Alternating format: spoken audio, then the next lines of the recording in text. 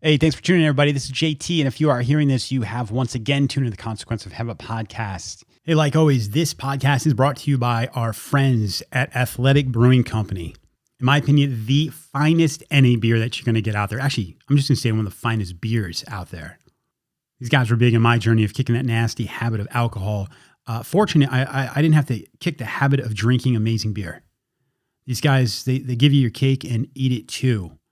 So whether you just don't drink, but you still love the taste of beer, or maybe you love the taste of beer, but you got something going on the next day. You got a business meeting, you got a sporting event. I don't know, maybe you got to drive your family somewhere and you don't want that poison running through your system. Well, please do yourself a favor. Check out athleticbrewing.com. And if it's your first time ordering, use the Consequence of Habit exclusive promo code of capital COH20 and get 20% off your first order. Hey, this week's guest. This week we have on Mr. Adam Wright. Adam is a former Navy SEAL. He's also the director of Field Trip Health. And Field Trip Health is an organization that is using psychedelic drugs and psychotherapy hand in hand to help. Adam's division is helping veterans, specifically special operations guys, deal with some of the insane things that they've seen on the battlefield or were forced to do on the battlefield. So they're doing really important work. And I thought it was a fascinating conversation. But I'm going to let him tell it. So with that said, please welcome Mr. Adam Wright.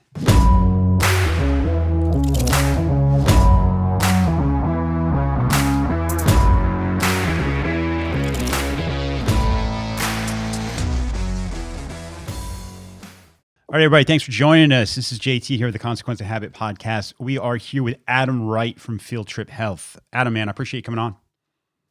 Thanks for having me, JT. I'll talk about it. Well, I've already talked about it a little bit in the intro, but just before we get this thing started, I really want everybody to know exactly what Field Trip Health is and what their mission is. So if you could just give us a quick synopsis of what you guys are doing. So Field Trip Health is a mental health and wellness company. We focus on legal psychedelic-assisted psychotherapies to treat hard-to-treat mental health conditions. That includes things like depression, anxiety, treatment-resistant depression, and trauma and stress-related conditions. That includes a number of things like PTSD, potentially. We've opened a number of mental health centers throughout the United States. We also have a center in Canada and another in Amsterdam that's going to be opening, where we combine legal psychedelics, ketamine currently, that's the only one we're able to use because it's the only one that's legal, with psychotherapy. And we think that's more beneficial than either one of those things on their own. Very cool. All right. So do you have a certain demographic, or what is the main use of it?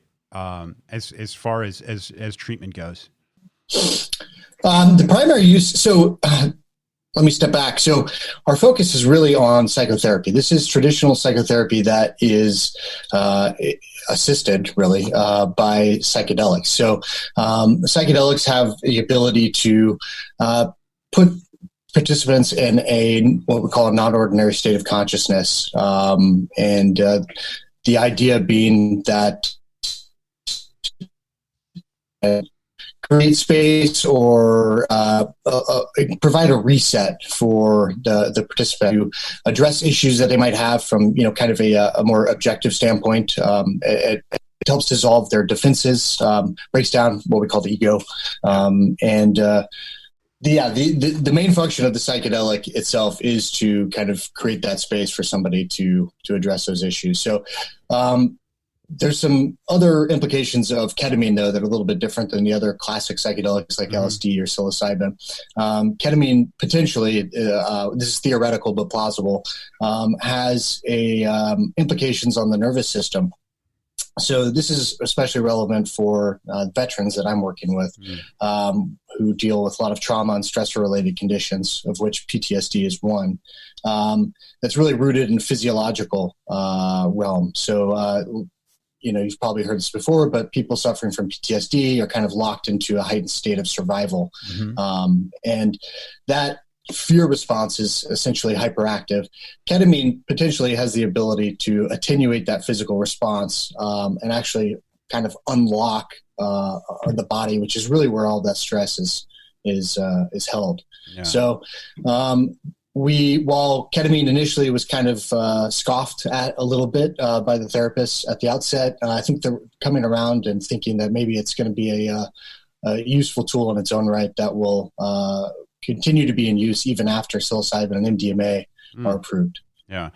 So you mentioned talking to veterans, and I'm, I think it's important to mention your background just a little bit, just to go over it, because when we talk about things like psychedelics and we talk about veterans, these two worlds are merging, where traditionally there were two different sides of the spectrum. You had your that stereotypical hippie that was doing psychedelics, and then you had your straight-laced military or first responder, and it's a strange time in history to see these two worlds merging, and kind of that veteran side seeing the benefits of what's coming along with the psychedelics. This has been in the news a bunch lately. We talk, this in Oregon. I believe that Oregon is now legalized, at least on the state level. I know DC has decriminalized it.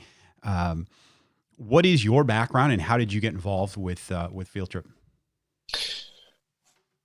Well, I was in the U.S. Navy as a SEAL for about 7 years, and then following that, spent a couple more years in the national security space, and looking for things to do outside of that world. I started hearing these stories from teammates who had, in their words, life-saving experiences on psychedelics, which was really strange to hear, given the cultural context that you mentioned. It just seems so far outside the scope of that community. I'd kind of casually followed psychedelic research over the years as kind of a means to study consciousness. I guess what you'd call, maybe from a neurophilosophical standpoint or something. I just thought it was kind of interesting.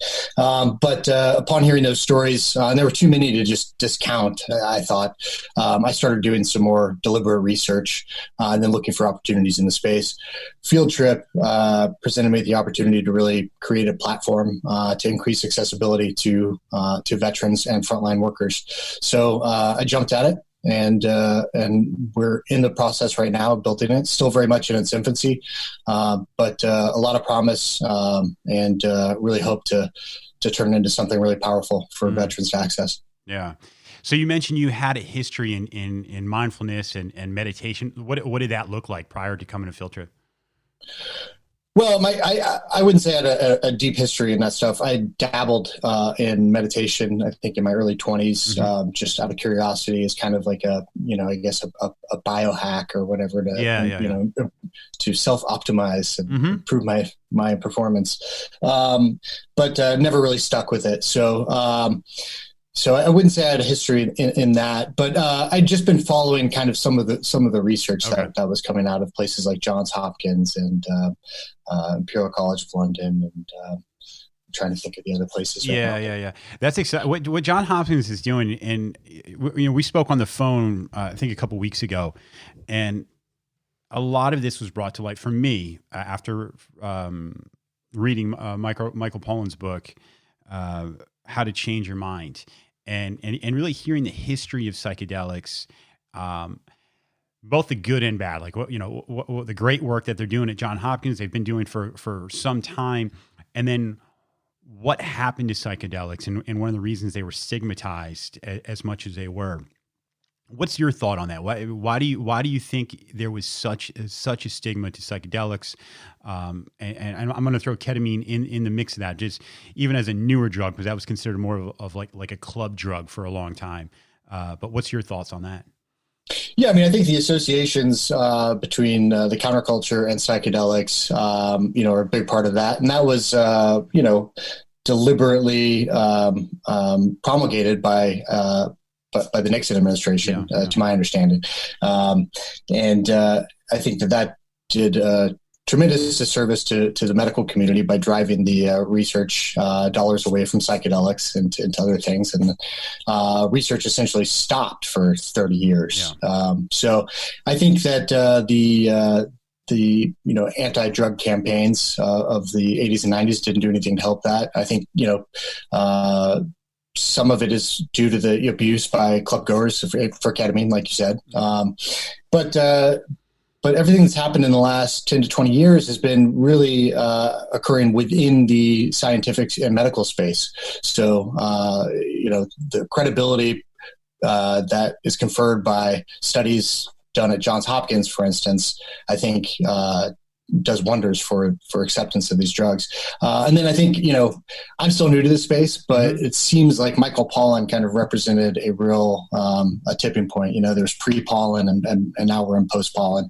That book, you can give that to your mom or your grandmother and say, hey, read this, and they'll come out the other side with a real interest in psychedelics. Yeah, I was trying to figure out why that is. And I honestly think the reason is it wasn't written. He didn't come from a background of psychedelics, right? He's a well-respected author and journalist, and he came at it as such a fact-based outlook on things. And the way he walked you through it and talking about the history of psychedelics, the good, the bad, and some of the reasons there were it was stigmatized. And there's some credibility about. I think one is age. He's not a kid, and he's had a lot of life experiences, and he was very open about his experiences of trying psychedelics and the positives that came along with it. Yeah, Pollan is a skeptic, I think, by nature. He had done some, scientific writing prior to this book. He's a baby boomer, so he's kind of able to, speak to that generation. Which is really the group that experienced psychedelics first and foremost, and came away with maybe a negative outlook on it if they didn't participate in Woodstock, et cetera. So, that book wasn't really a road to Damascus for him. He didn't become a zealous, psychedelic advocate. He concludes the book with, expressions of reservation, saying, hey, more research needs to be done to really establish that this stuff is effective. I think he was able to also sidestep all of the kind of new agey stuff to the right, degree, to, maintain his credibility throughout that book. So you're working with, correct me if I'm wrong, your division is kind of working with veterans and I'm going to guess they brought you on because some of your background within the military. What's been your experiences so far when you've been either talking to veteran organizations? Has there been any talk with the VA? Is there any type of communication? What's that look like?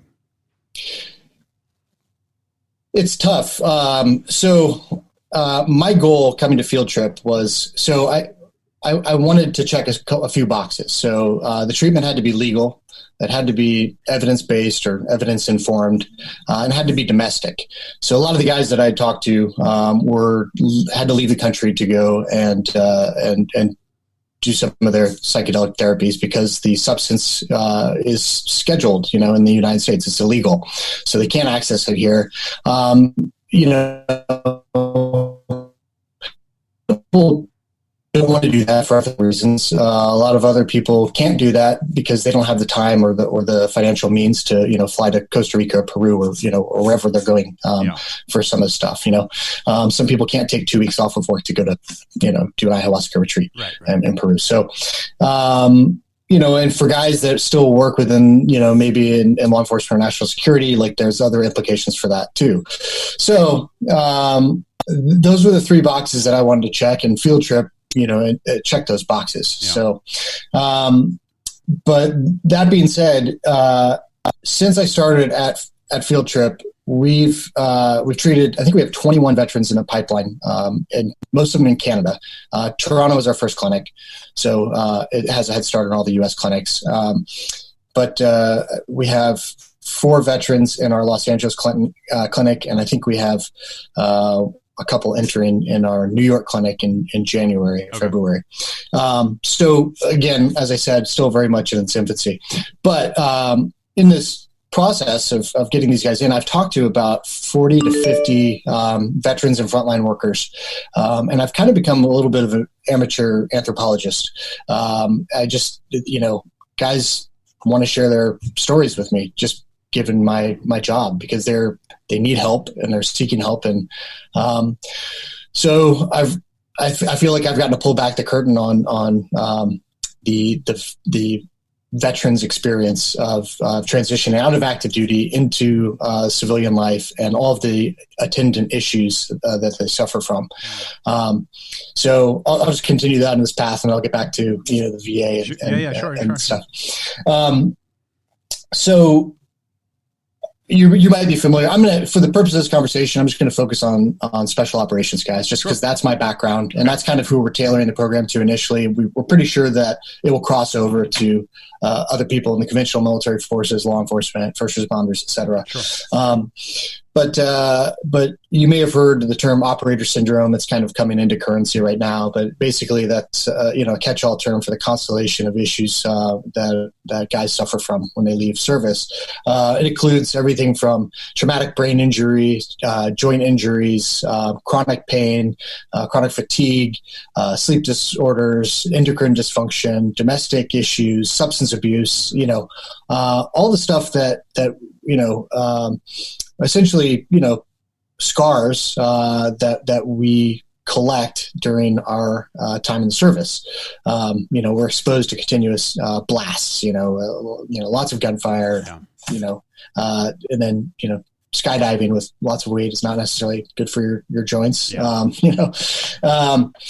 But there's also elements of moral injury. Maybe we call existential issues, survivor's guilt, feeling of having transgressed your morals on the battlefield.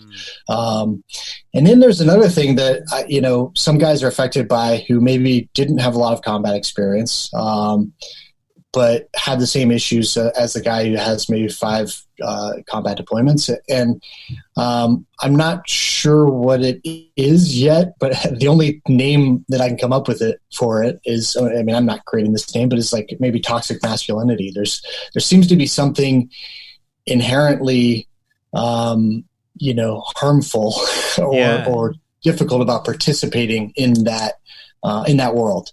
And, it's not a normal world, right? It's you go into the military to go to war. If you're in the special operations community, you're in, essentially a cult. It's a purposeful, subculture that's very focused on a very niche activity, which has to do with taking lives. Of course, it's in order to save lives. But that's not normal. And I think it has, undesired side effects that we have not figured out how to address adequately yet. So we're really good at programming guys to come in and go overseas and fight in battle, but we're not very good at deprogramming them as they exit active duty service. So I think that all of those issues, not everybody suffers from all of them. And I'm sure there are guys in the community that would disagree with me on my last assertion. But after talking to all these different people and see, that's one of the common threads. And I think we have to address that as well. And I don't know how we'll do it. I think it's super important. I honestly do. And I don't within the special operations, but in the military in general, that is something we don't talk about very much. And you'll see a lot of, especially in the entrepreneur, you'll get on LinkedIn, you say, these groups of special operations, hey, we're taking the same mentality and we're putting it within the private sector and all these positive things, these skills I learned in the military. And that's not to take away from any of those. Those are all legitimate aspects of it.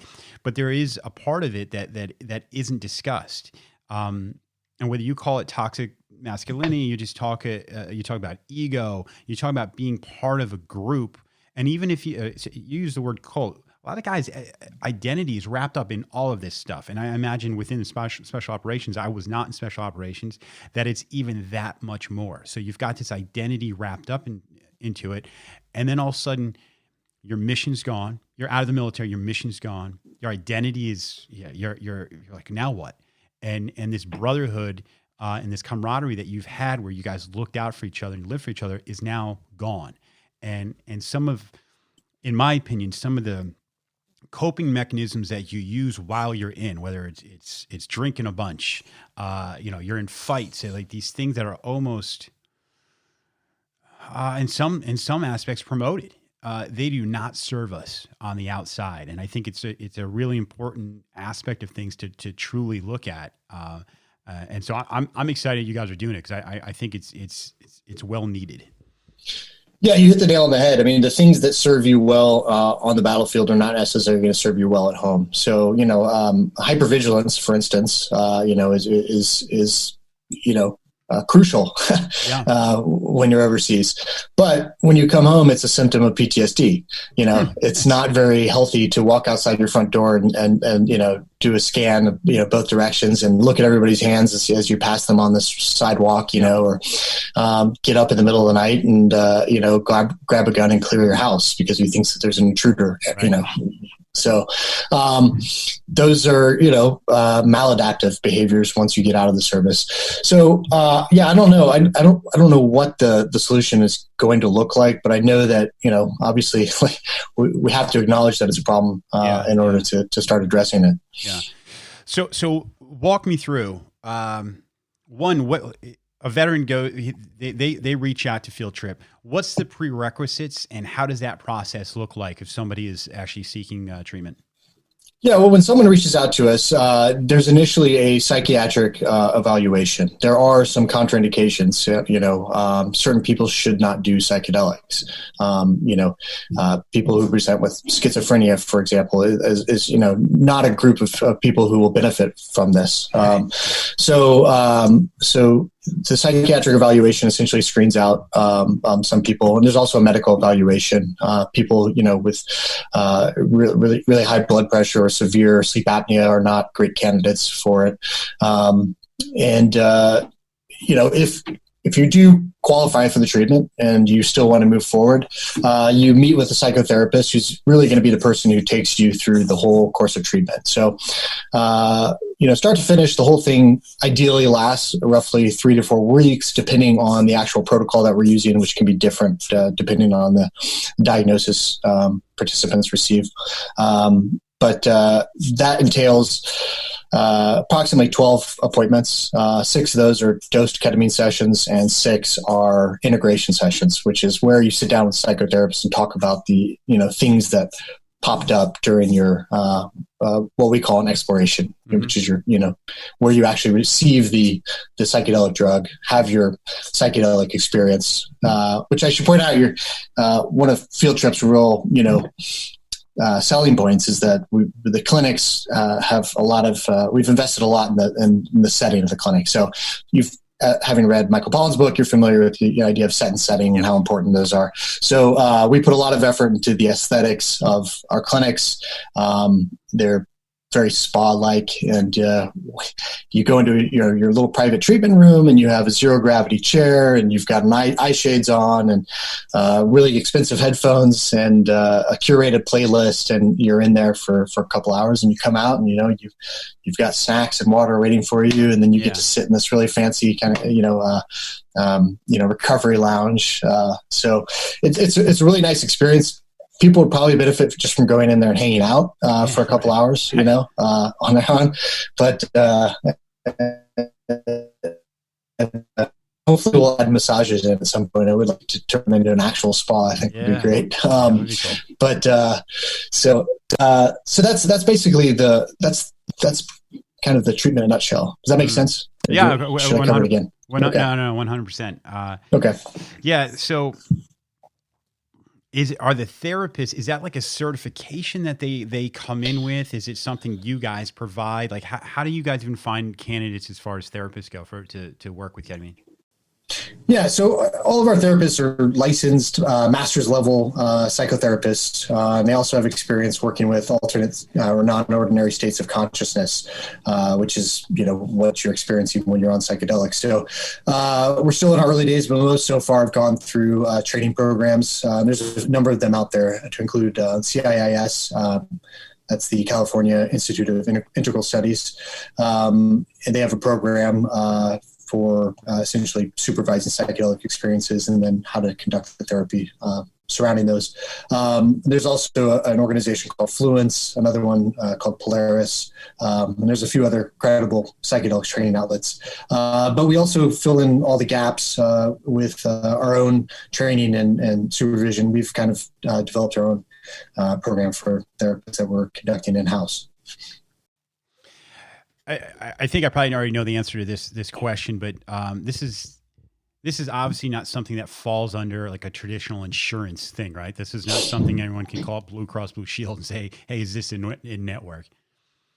Yeah, and sorry, I forgot to go back and address that. So, cost is a real barrier to this treatment. It's our sessions are on par with traditional therapy sessions. Okay. I think, but traditional psychotherapy is typically reimbursable. It depends on the policy you have, and for certain clients, their plan will cover the psychotherapy portions of our treatment as well. But the ketamine sessions are not reimbursable, to my knowledge, by any carrier currently.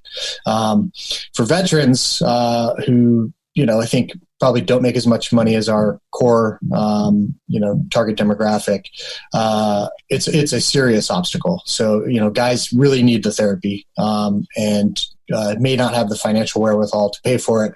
The VA doesn't cover this. And currently haven't been able to open a meaningful communication line with the VA, though we're working on that. So part of this, I understand, is they're conservative about offering or promoting or reimbursing for treatment that hasn't been proven, through the most rigorous studies. To my knowledge, and I think to anybody's knowledge at Field Trip, there has been no study proposed or completed on ketamine-assisted psychotherapy. There have been a few studies on ketamine where the administration of the ketamine is not accompanied by psychotherapy. They just rely on the biochemical mechanism of the drug for its rapid antidepressant effects. But we are currently exploring doing a pilot program or study, ideally with the DoD or VA, focused on ketamine-assisted psychotherapy as a treatment for PTSD. That's exciting. So, yeah, but we're so early. Again, exploration right now. Yeah, so, but that needs to be done because you probably pay attention and you've seen that MAPS, the first half of their phase 2 trials went well. They haven't released the results, but they did say that they were statistically significant. MDMA is the front runner right now as a treatment for PTSD. And even if it gets approved and is the most beneficial, ketamine might also be an equal or superior or complementary treatment, but we don't know because the studies just haven't been done.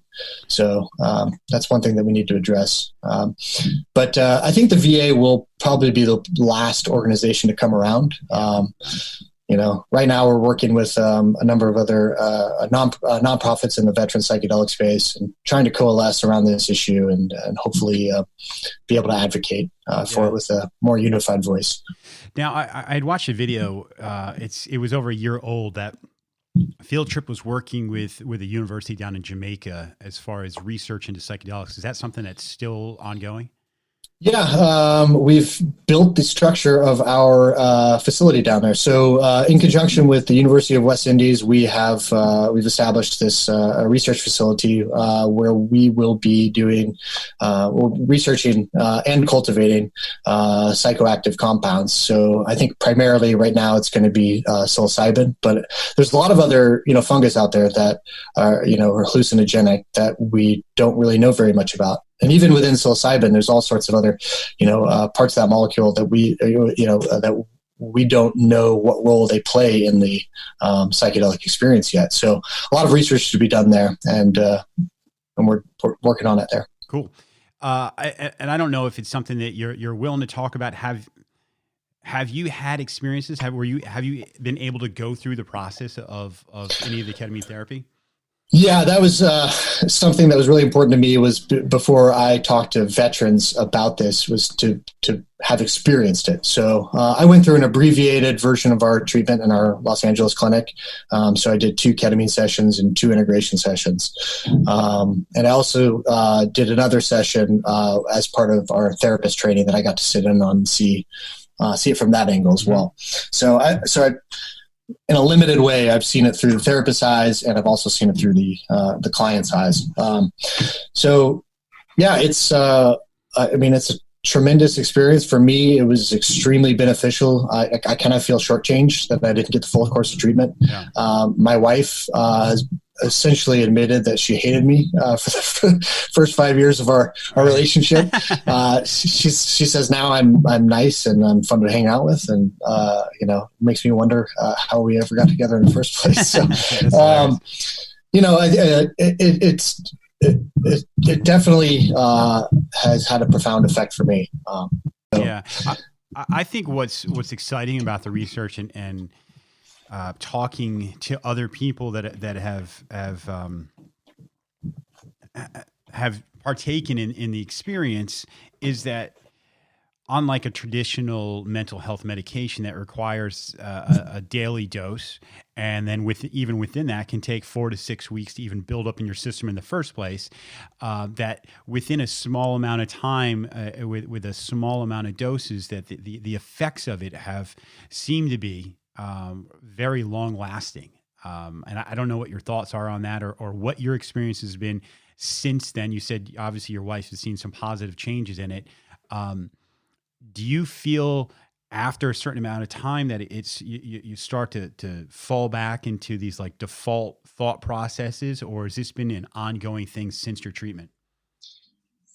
Yeah, so I'll kind of talk about the things that I noticed immediately after my first journey was actually, I want to say about 2 or 3 months ago. Okay. And immediately, like you felt like you had just won a battle with your ego, and I was highly attuned to my desire to control the world, whether that was in a conversation with somebody, and wanting to get the last word in, or just wanting to change my environment, reorganize things on my desk or things like that. Suddenly I noticed that myself doing those things, whereas before, that was autopilot, right? You just do those things. Yeah. And then I started to notice the stress level and anxiety that as it, ebbed and flowed throughout the day. You're walking down a busy block in New York City, your stress level kind of goes up. And then you're, in your hotel room by yourself and laying down, and it goes down. And I just felt finally attuned to that, for the first time in a long time, at least. So it didn't go away completely. It wasn't like all of my anxiety just vanished permanently or anything like that. But I suddenly noticed it, and I could take steps to kind of to calm it down a little bit. A lot of the static, the chatter in your brain that goes on, that was kind of like, it was like the volume knob had just been turned down. So I didn't have all that crosstalk, that I had to fight through to focus on something like reading a book or whatever. I stopped ruminating on things, maybe, something bad that happened during the day, and I would focus on it for 20 minutes. Now I was like, what am I doing? This is a waste of time, which blew me away. You mentioned anxiety went away. Was anxiety an issue that you knew of prior to you having the treatment? Yeah. So I started noticing anxiety as being an issue while I was still in the service. On my, I think after my second deployment, all of a sudden I started having really, really bad sleep issues. And then coming home from that deployment, just being frustrated, with all sorts of like very minor things. And then like having social anxiety and weird situations that shouldn't have provoked any kind of anxiety. It was a gradual realization, that I did have like this low level, constant anxiety. But it was very intellectual. I knew it intellectually, but I didn't see it in real time and couldn't feel it. Whereas after the ketamine, it was like, oh, I literally, I see it building up now. I see it dissipating now. So, and we're seeing that in our initial numbers. The anxiolytic effects of ketamine seem to be very, very powerful. So, And there's been numerous studies on that as well, as we're not like breaking any ground there. But there was another change that I felt like was kind of important in ketamine, which also is a huge shock to me, which is that I have not had a drop to drink since my last ketamine session, which was over a month ago. So I can't stomach the taste of alcohol is just like repulsive to me now. It's weird. And I was not a big drinker and I had maybe like 5 drinks a week, just kind of like the wind down drink at the end of the night. But now it's like, I kind of like, I miss it in some ways. There's a void, in the routine. That, I haven't been able to fill up and like, trying herbal tea or stuff, but like, but wine, alcohol just tastes bad to me now. It's weird. That is, when I think of psychedelics and even mental health, right? Like the goal of it is to be able to be at one with your thoughts, right? To not be constantly needing a distraction because you're not comfortable with where you are in your own head without, maybe you don't even realize it. And things like alcohol are all kinds of, it could be drugs, alcohol, sex, work, whatever it is. These are all distractions. So I'm going to throw out a guess. Maybe what your treatment and the ketamine has done is just made you comfortable within your own mind, and you're not even seeking those other things. You don't need to wind down anymore. You know what I mean? You're already there, but I'm just throwing that out there as a complete guess. Yeah, I wouldn't be surprised if that's true. For me though, it's weird that it's a very physical response. Yeah. It's like I've poured drinks, and like, so Thanksgiving, for instance, like, my wife opened up a nice bottle. And I was like, okay, I'll partake. I want to participate. And I don't want it to go to waste. So, but I taste it and it just tastes bad. The alcohol like comes through now, whereas before it didn't. So yeah, it's almost like you had this complete reset. Nobody likes their first drink of alcohol. I don't think. I mean, most people don't. I didn't. You kind of have to force yourself, and you do it to fit in, right? Yeah. I think that's, if we're all honest with ourselves, I think that's usually the impetus for drinking for a lot of people. I can't speak for everyone. And now I've had this reset. I'm back to square one, where I've never had alcohol before, and my body just rejects it. Like, this is poison. So, if just tell me if I'm pushing too hard on this, but as far as even your wife goes, you tell her, hey, I'm looking at joining on with this group field trip. This is what they're doing. This is their goal. What's her thought process on it? Is this something she's completely on board? Was this something you had to sell at all? Or, I mean, because I know the stigma that psychedelics have within society, and some people are on board, and some people are completely against it. So, what was your experience like? No, well, she was kind of primed to already accept it, because she's kind of followed along with me in my research efforts. Over the last, this has been for a few years. It wasn't just kind of out of the blue. Yeah. So, I've been talking about, hey, this is really interesting, study on, using MDMA for end of life anxiety, or whatever. Yeah. So it was not hard to bring her along. Most people are pretty curious about it. There's been very few people that I've talked to about it who are weirded out by it. It's almost like mainstream acceptance is coming faster than acceptance within the scientific and medical communities. Yeah. Which maybe shouldn't be so surprising, but I think there's maybe more hesitation within the community of psychiatrists, for instance, than traditional psychiatrists, than there are your average Joe on the street. I don't know. Do you think that's just? What do you think the cause of that is? Do you think it's what's the word I'm thinking? They're scared that this is opening up a realm that maybe takes their, there's a drug that's doing what their profession is traditionally done. I mean, I'll compare it to like, I listen to Sam Harris's podcast, and they talk about the difference between someone who's teaching just meditation, and they could be anti-psychedelics. And I think it was Sam Harris that said that although he's a huge advocate. I mean, the guy has an app on just meditation. Psychedelics, it's like taking, and I'm probably going to screw this phrase up, walking up a mountain through is like equivalent to meditation, where you're taking an elevator or a rocket ship when it comes to psychedelics, and so I don't know. What's your thought on some of the pushbacks from the psychologists? So I'm guessing. So the argument is that there's like professional jealousy or turf protection. Yeah. And I have a word that is for eluding me, but I would say threatened. They feel maybe threatened by some of the research that's being done.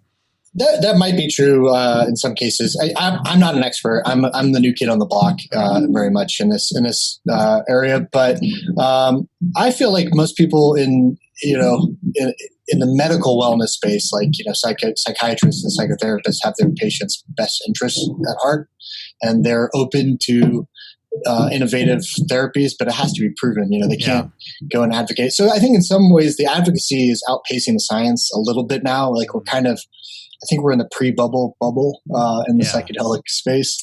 I don't know. I could be wrong. But I think a little caution is good, when it comes to things like this. Is powerful stuff.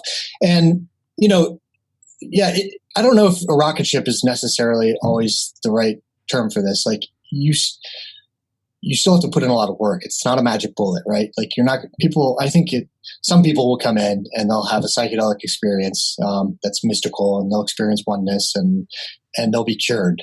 I think that's not the norm. Most people, they're going to have to put in a lot of work on the front end and the back end through, some kind of spiritual or philosophical mindfulness practice. That's different for everybody. They have to do the integration work. They have to do some traditional therapy. And then they have to basically psychedelics. It's a really powerful tool, maybe the most powerful tool, but it's just creating space. And if you don't fill that space with something positive, with like long lasting, healthy behaviors, you're probably going to slip back into your old stuff. And kind of to your point, you asked earlier if, my results are transient, and to a certain degree they are. It's getting harder and harder to kind of get back into the mental space where I was right after the psychedelic experience, where I'm like super attuned to the anxiety and I can calm it down immediately. So I'm sorry to cut you off. I think everything you said is super important. I think, we can talk about Nixon and things like the war on drugs. And this is I don't have any type of qualification to even make this next statement, but I'm going to make it anyway. I think it's important that caution. If we just flood the market and it's just out there, I think you risk having some of the same issues that the reason things like the war on drugs even came to be. These are powerful compounds, and they've, I think, have amazing benefits, but I think caution is the right word that should go along with this, and a responsible, slow process to get everything up to where I think the potential could be. Right. Yeah, I mean, I'm not going to argue against decriminalization or legalization, I'm not informed enough to really have a stance on that. I think I'm just, my personal, political predilections are against prohibition generally. Right. But I think this stuff needs to be treated with respect. I mean, psychedelics have a kind of disintegrative quality to them, and you don't want to combine that with a disintegrative, psychiatric disorder. It can just exacerbate the problems. Right. So, I think that, we really need some more rigorous, large scale, double blind, randomized controlled trials, that do head to head comparisons between this and other treatment modalities. That's the stuff that's missing, but that's going to come in the next few years. And, the current research is really promising. And I think it will continue to evolve along those lines. So I think widespread acceptance will come. Yeah. But I think we need to do it the right way. Yeah, I agree. Adam, you've been super gracious with your time. If you could, just two last things. One, you said there's things in the pipeline. Explain what the direction that Field Trip is heading and what are some of the things in the pipeline. And then if you could just follow that up with someone wants to learn more, someone wants to reach out, where can they find you and how do they go about doing that? Yeah. So did I say, what were we talking about in regards to the pipeline? Sorry. At Field Trip or in the psychedelic space generally, or I'll say Field Trip in general. We discussed a little bit about some of the research work that you're doing in Jamaica. Within most of my listeners are going to be in the U.S. What's the plans? What's your 5-year goal? What are the things that you guys are looking to do within the United States? Yeah, well, I think expansion of our clinical network is the priority right now. So we have clinic in Toronto, New York, Los Angeles, and Chicago are now open. I can't remember which cities are on deck right now. I think Atlanta is going to be coming soon, maybe Austin. But the goal is to open 16 new clinics this year, 2021. Wow. And 75 clinics by 2023. So we've got a footprint in Europe now. We launched our Amsterdam clinic. It's not open, but we have the facility and everything, and they're getting ready to open up. So and that's interesting because psilocybin truffles are legal there, so we can actually start doing treatment with psilocybin. So that's the first time we can add another molecule to our arsenal. So, and then, we're working on a synthetic molecule of our own that we're developing. And then the research and cultivation of organic molecules is kind of the third vertical that we're operating in. So, I think that's kind of the main stuff going right now. So, if people are interested, obviously we have a lot of information on our website. I would also, Michael Pollan's got a great psychedelic resources page on his website, which is just, I think, probably the best place for somebody to start to do their own research on this. I think anybody seeking out this therapy should do it, with clear eyes. They should do their best to arm themselves with information before making a decision, not just kind of buy into the hype, because there is some hype, For sure.